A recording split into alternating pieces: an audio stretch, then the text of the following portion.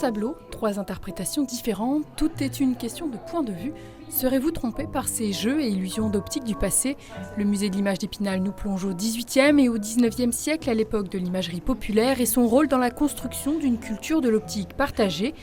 On laisse le temps de la visite notre monde ultra connecté de côté pour découvrir le zootrope, l'iconoscope, le fantascope et autres inventions en tout genre. Toute une série de ce qu'on appelle des jeux et illusions d'optique qui font partie de l'art trompeur, c'est-à-dire une série de dispositifs, d'objets, d'appareils qui avaient vocation en fait à faire illusion, à donner l'illusion de mondes fascinants auprès du grand public à l'époque. Et vraiment le but de l'exposition, c'est de donner à voir en fait ce qui en donnait plein la vue justement à l'époque. Quelques 240 œuvres, objets et appareils de visionnement composent l'exposition plein la vue.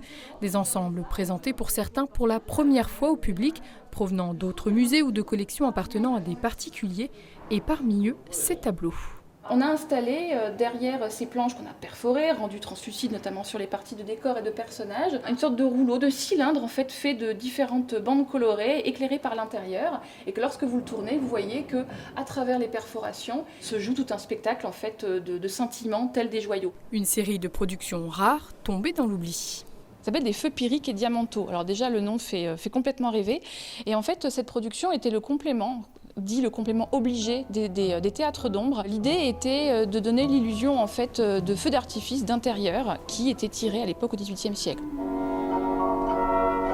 Fin du XVIIIe siècle, les imageries de l'Est participent à la démocratisation des réjouissances optiques en éditant pour les enfants des planches à découper et à monter.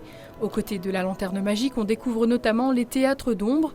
La magie lumineuse est une thématique abordée par cette exposition qui a demandé un long travail de réflexion quant à la mise en valeur des œuvres.